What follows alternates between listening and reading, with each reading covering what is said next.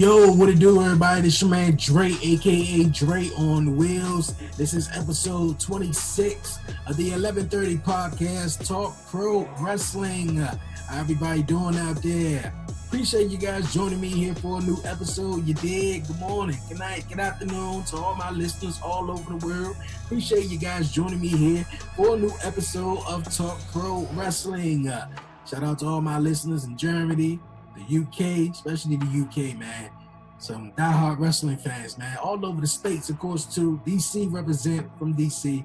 Man, Canada. Appreciate everybody, man. That's joining me here all over the world to hear me, man, to talk some pro wrestling. I appreciate it so much, man. If you're new, you guys, man, if you're new, follow the 1130 podcast on all social media platforms, man. Follow me on Spotify. Subscribe to the 1130 podcast, Talk Pro Wrestling on Apple Podcasts. And if you like what you hear, man, if you like what you're gonna hear, leave me a 5-star rating, man, on Apple Podcasts, man, and leave a review. I appreciate it so much, trying to get the 1130 podcast up and out there, man. But you guys, once again, appreciate you guys joining me here for Talk Pro Wrestling. Glad you guys, I hope you guys' day is going well. But you guys, man, this episode is going to be a good one, man.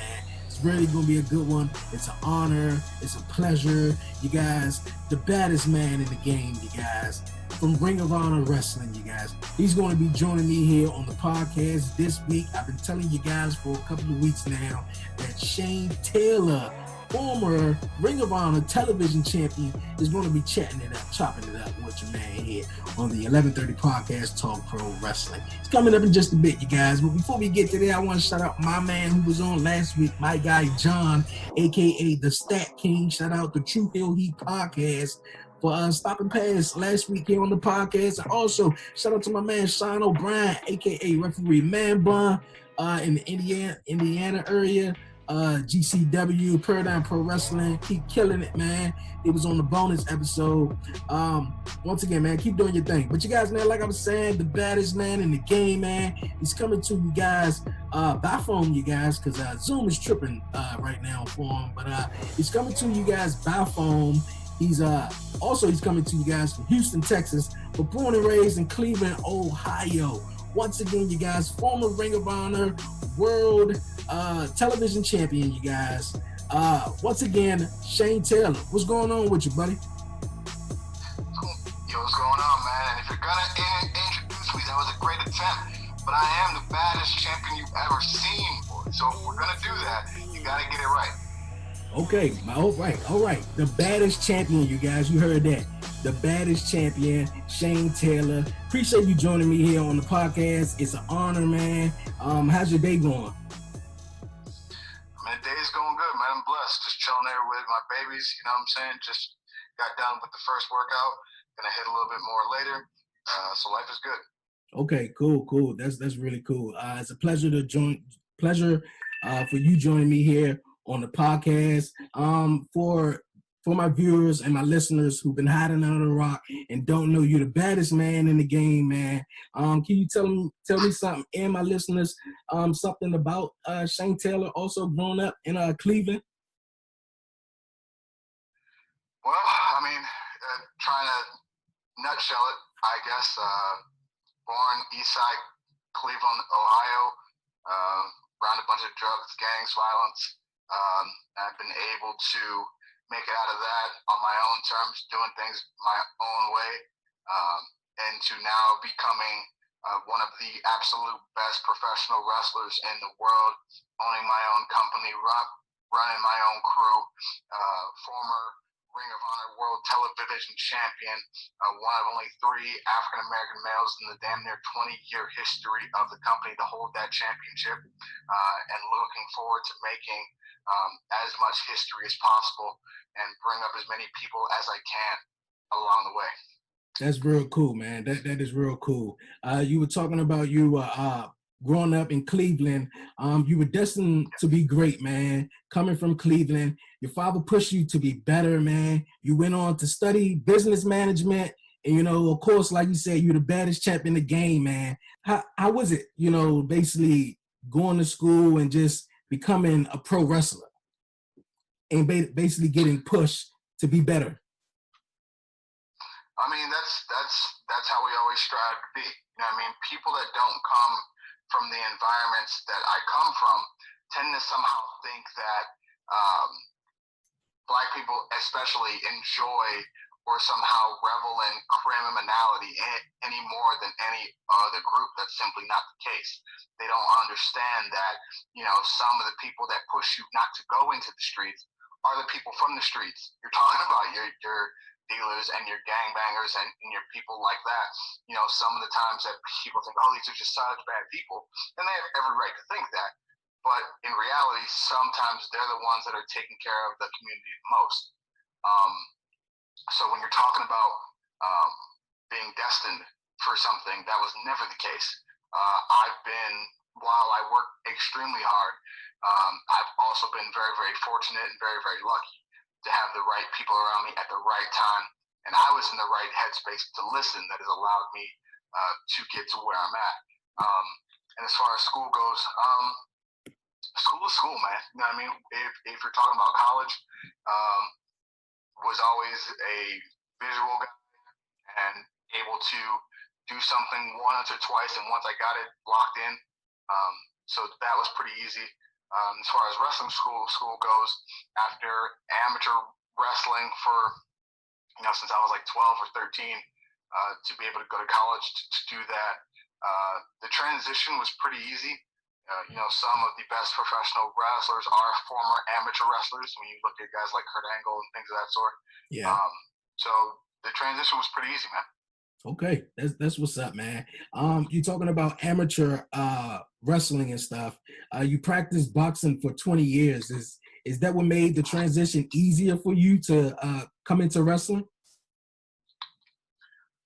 Everything. I think when you have an athletic background in different things, it allows that skill set to be transferred to wrestling. So for me, when I'm throwing strikes, I can slip and roll and go with punches sometimes better than my opponents. That can stop you from taking a shot too hard and, you know, getting put to sleep. So when you're able to do things like that, incorporate them into your offense, into your defense as well.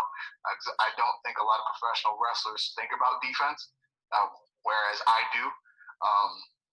So that allows me to be a little different and attack differently, and give people something that they may not have prepared for, which ultimately leads to wins and championships.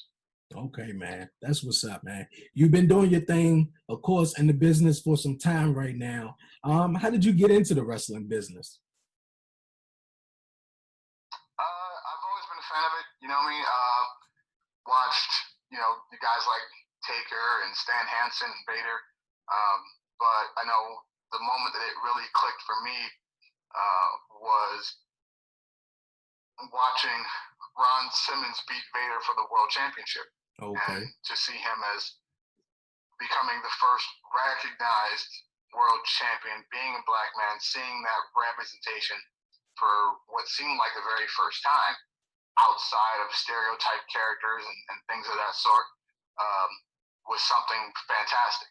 And I thought to myself, you know, that just shows that if you can work hard, you can overcome all the BS that may be thrown your way.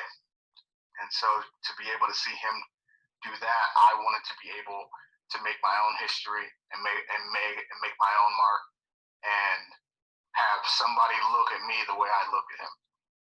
That's what's up, man. That's nicely said, man. And you're making your mark in the wrestling business. But you know, when you're in the locker room, you're lacing up those boots and you go out there to do your thing, man. I gotta ask, what inspires you? What keeps you motivated to keep going out there every night and bust your ass, man, and keep getting better? There's a lot of factors that go into that. One of which is knowing how many people sacrificed their dreams, some even their lives, to get me to this point. So I can't then not work hard and not reward that hard work that they put in, not give it my 100% all. Also, I have my family. You know, my daughters need me to provide and need me to be successful. And So that's what I'm gonna do. And also, I'm a person that works best with a chip on my shoulder. I have no idea why. It's probably not the healthiest thing in the world, but having people doubt me, having people underestimate me or overlook me, only makes me strive to continue to make them look stupid for doing so. So I go out and I perform the way that I do, at a level that very few people can get to, or perform at. And I try to do so as consistently as possible, just to continue to show this wasn't a fluke for a match or a month or a year, that this is what I can do every single night. Okay, nicely said, man.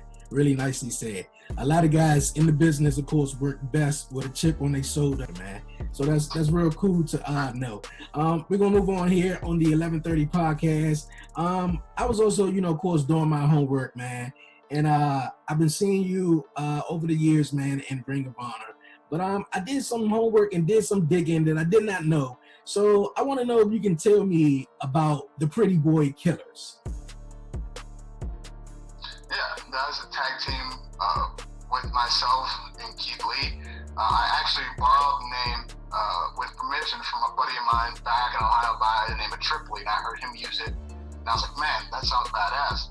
And then when me and Keith talk, when we talked about the tag team name, it meant it was really more than just a name, because in professional wrestling, you have a lot of ideas on what people should look like and how they should perform and what they should wear, how they should walk, how they should act, how they should dress.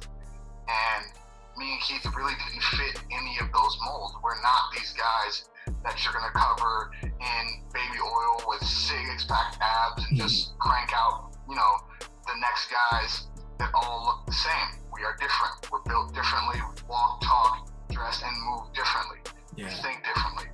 So we are not those pretty boys that companies love to just put on the top pedestal and say they're the star.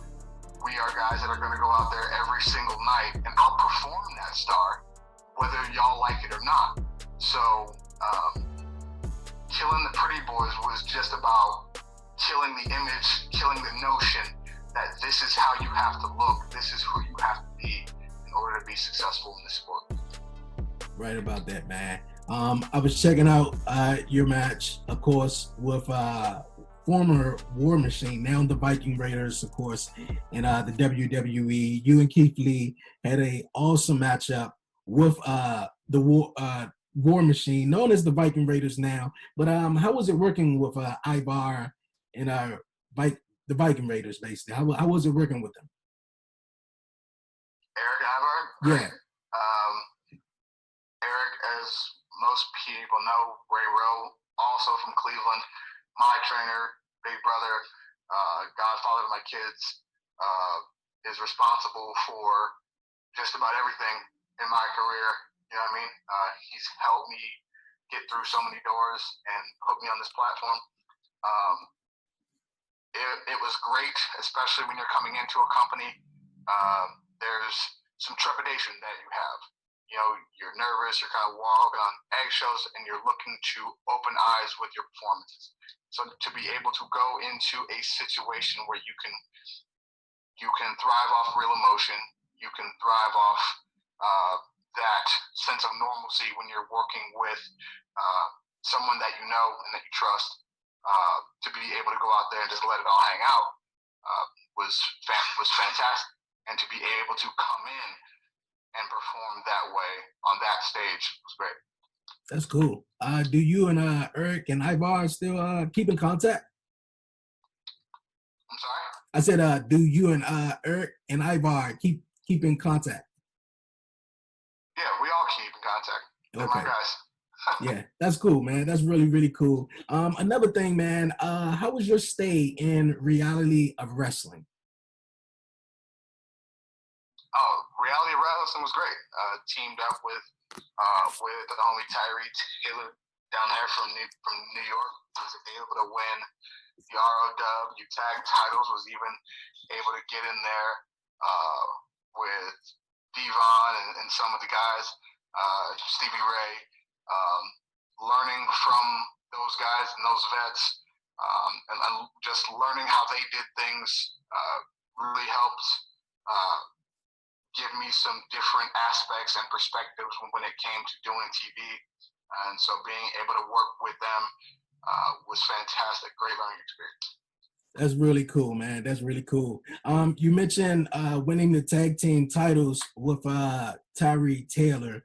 I had him on the podcast a couple of weeks ago, not even a couple of weeks ago, probably like a month ago or so. And great sport, man. Great guy to interview, great guy to talk to. He mentioned you and said some kind things also about him. But he's going to be joining me here in just a bit. Well, actually, he's joining me now, and he wants to say something to you. He got a message for you. So recently, I've been posed this question: what does Shane Taylor mean to me? Oh, the only thing that comes to my mind is inspiration. He's an absolute inspiration. Ever since I met him in Texas, he has inspired me to do bigger and better things. When there was a time where I was like, this may not be for me. Need to move on. A guy like me is not supposed to do this. He has turned that around to make me think that I can actually do this, that I can not actually just be in it, but actually do great things in the wrestling business. He has broken the mold of what guys like me, supposed to do. He's broken the capabilities of what a person like me is supposed to do, whether it be my skin color or my size. He has inspired me to exceed expectations and break through that ceiling. And other than all that, he has a heart of gold. He's a great mentor amongst his peers. He's a great father. And, he has meant more in my life than I think he actually knows. So, Big Shane, what's going on, man? Love you, dog. And I'm going to run into you, and I'm going to punch you in the fucking mouth. And then I'm going to probably get it back. But as long as it's in the square circle, we Gucci. So thank you so much, bro. And I'll see you around. Peace. Yeah, so what do you think about Tyree Taylor? That's awesome, man. Is that the surprise that you were talking about? Yeah. That's awesome. And then again, yeah, that's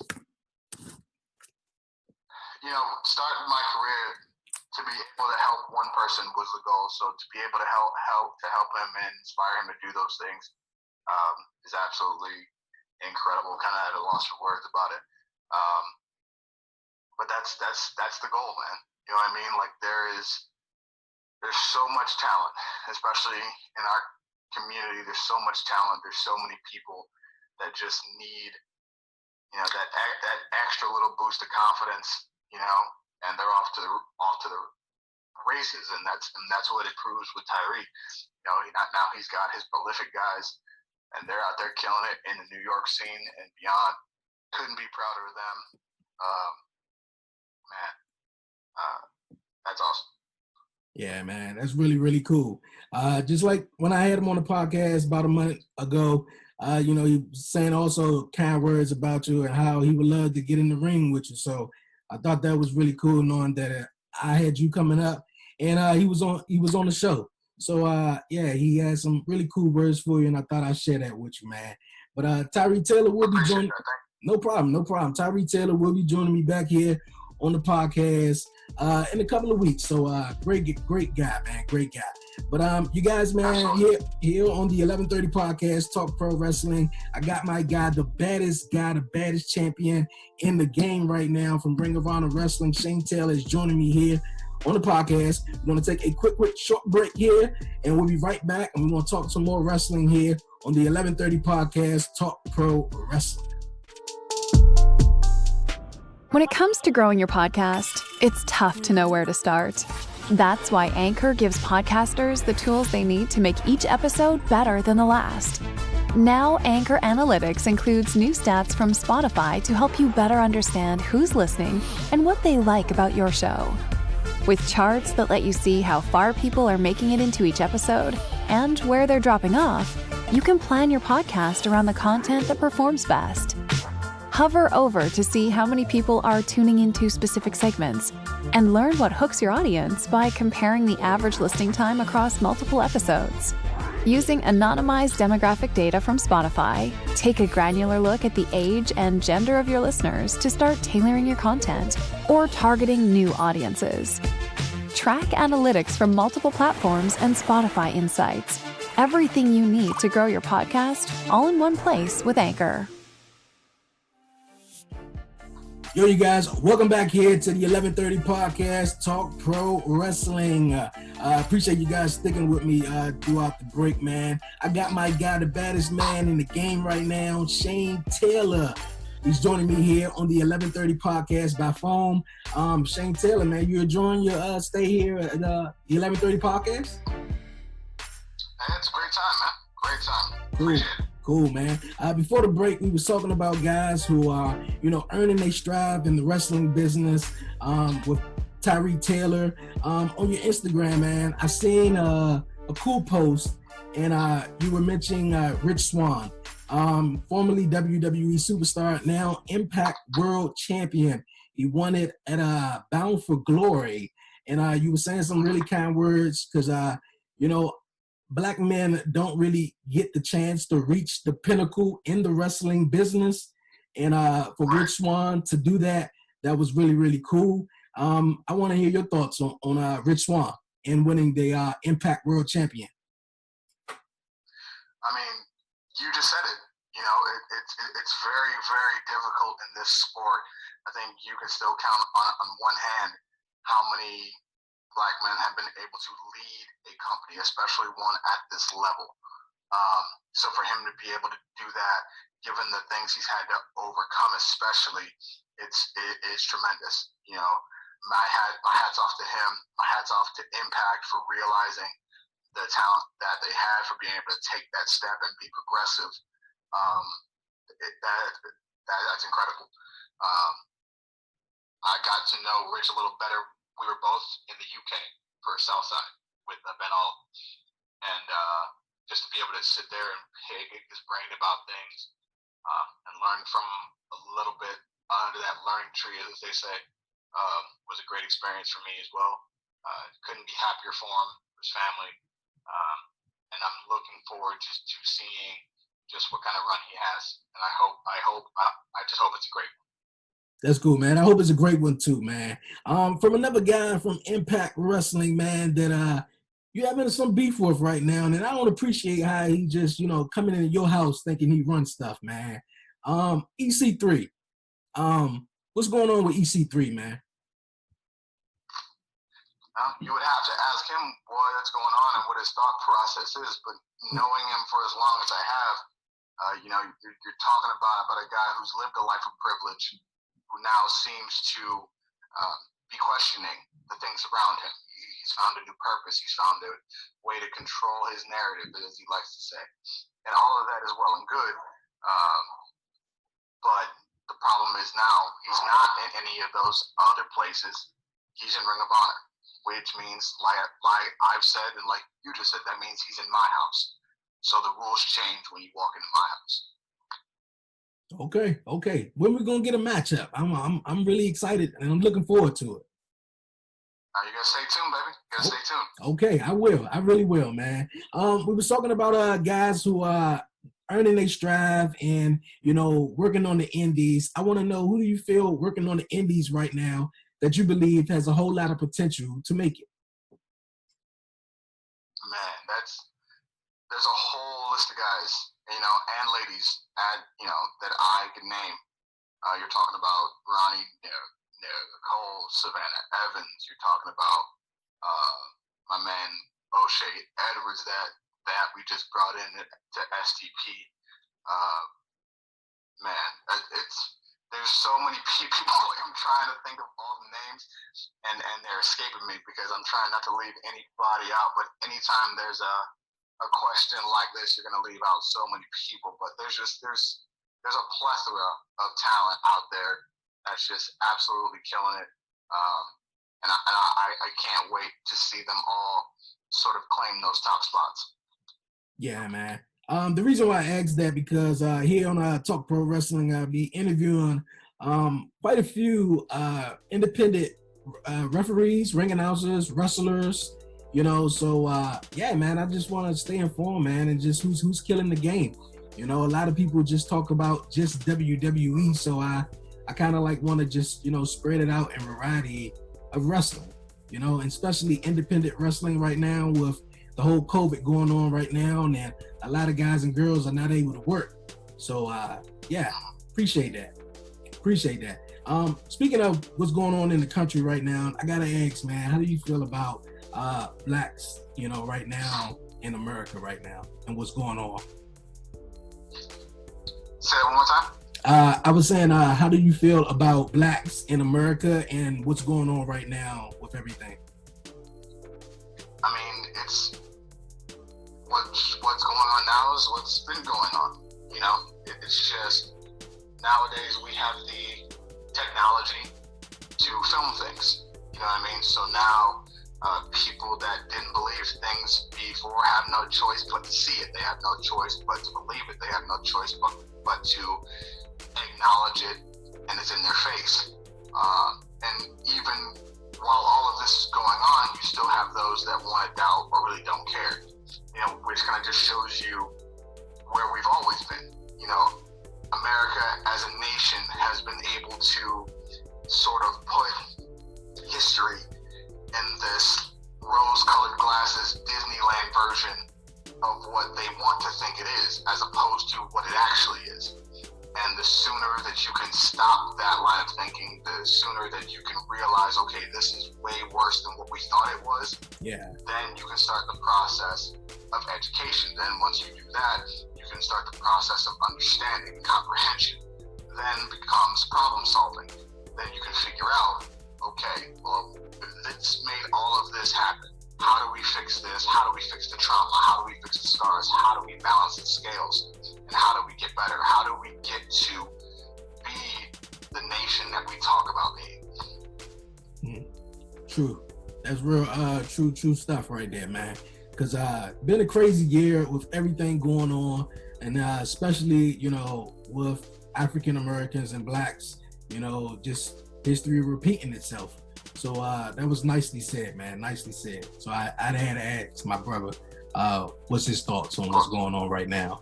Well, back onto some wrestling. I gotta ask, man. Also, so far, man, you've been wrestling, you've been killing it in the game for some time now. What's your most memorable moment so far? Most memorable moment. Probably the Ring of Honor World Television Championship in Toronto at World of Worlds. I was able to be in there with Brody King, Jeff Cobb, with New Japan's Hiroki Goto, and to be in there with that caliber of talent, and to be able to implement my game plan and walk out of there with the Ring of Honor World Television Championship was absolutely awesome to see. So many shocked faces, so many pissed off faces, and then I look at the back and there's a few pockets of our fans, right? Yeah. And they're absolutely losing their minds. They're going nuts. And to me, right there, that told me that's exactly what this was for. To be able to inspire, to be able to, you know, to give people something to feel good about.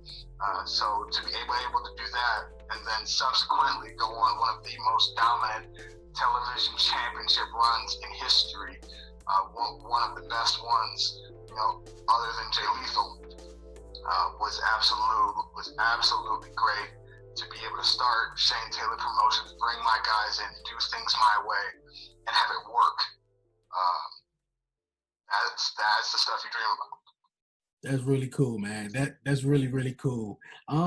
Another thing, man, I was going to ask you where you see yourself. Well, I'm still going to ask you where you see yourself at in 5 years. But you on your Instagram, you say, of course, you want to be the Ring of Honor World Television Champion again. You just want to be champion, and you're gonna take it all.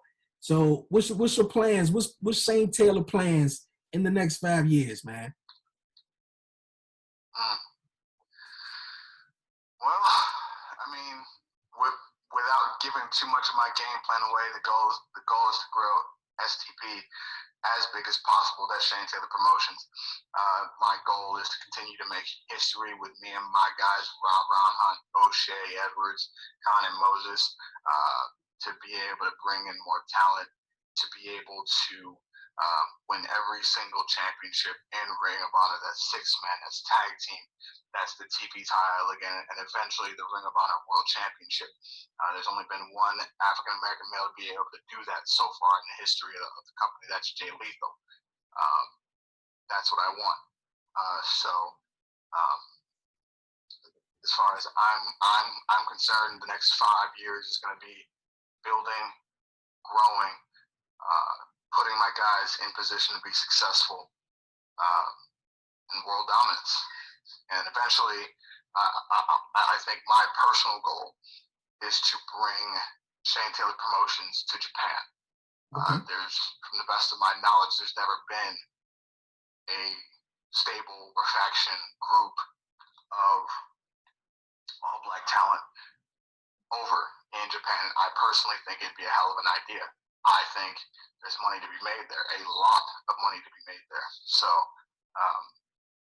my game planning and focusing will be on going that direction as well. Okay, man. That sounds like it. Just speak everything into existence, man, and it's all gonna come your way, man. It's all gonna come your way. But we're gonna move on from Ring of Honor, man. You got a big matchup coming up in a week and a half, man, with SOAR Wrestling. And it's against Dante Smiley for the World Wrestling Championship. I gotta ask, man, what's your thoughts on Dante Smiley? Dante's a phenomenal performer. You know, I've been able to see him grow the past few years. He's come into his own, put on size, put on athleticism. I think me and Keith wrestled him and Ty Wilson in a tag team match a few years ago. You know, but that's, you know, years for him to evolve, change, adapt, perfect his craft. So I'm excited about the competition that I'm going to have here in a week or so. Looking forward to seeing what kind of fight he brings. But at the end of the day, he has the SOAR World Championship, the championship that I made a world championship when I defended it in the UK. So everybody now is still eating off the fruit from my tree. So it's time, I think, for me to take back and sit on my throne again. Okay, man. That's what's up, man. I'm really looking forward to that, man. Really looking forward to that. Before we wrap it up, I gotta ask, man, is you interested, or are you into, in your free time, into any other wrestling? Am I into any other wrestling? Yeah, on your free time, are you into any other wrestling? Yeah, I mean, I try to keep my eye on everything. Study tape. You can pick up anything from anyone, small things. But usually in my off time, I spend it with the family, or I'm playing games or something. Because sometimes you need to take a break mentally from things in order to look at them with fresh eyes.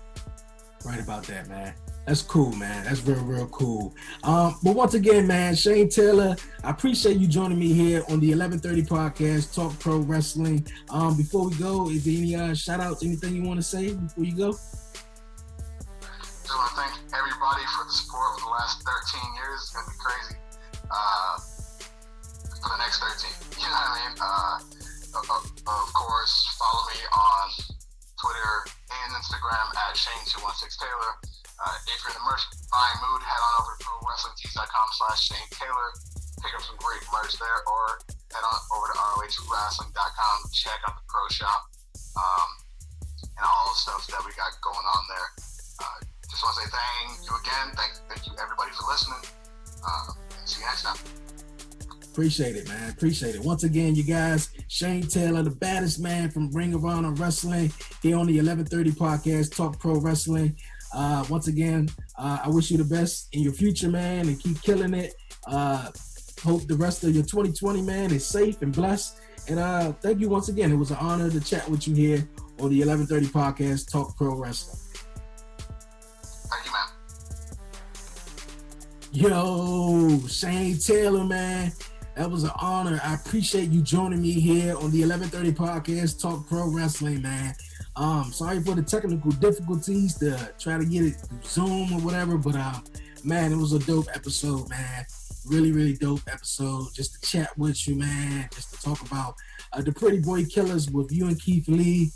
Chat it out with Eric and Ivar. I couldn't think of Eric's name right then and there. No offense, Eric, but shout out to the Viking Raiders also. Man, it was a wonderful episode, man. Really, really wonderful episode. You and EC3, man, I'm staying, you know, paying attention, man. I'm keeping my eyes on it. I'm looking forward to it. So I gotta see this match between my guy Shane Taylor and EC3. Also, man, I want to shout out my man Tyree Taylor for stopping past, man, and sharing the video, man, and what's his thoughts on Shane Taylor. I appreciate my man Tyree Taylor. Hope I'm getting it right, man. It's the Taylors, man. But yeah, Tyree, man, appreciate that very much, man. Also, you guys, man, my man Tyree Taylor will be back here on the 1130 podcast, Talk Pro Wrestling. But once again, it was an honor. It was a pleasure. Keep rocking hard, man. Keep doing your thing, man. Stay safe in this crazy year. It's like, 2 months left? But I hope you stay safe, man. And once again, it was a pleasure to have my man Shane Taylor here on the 1130 podcast.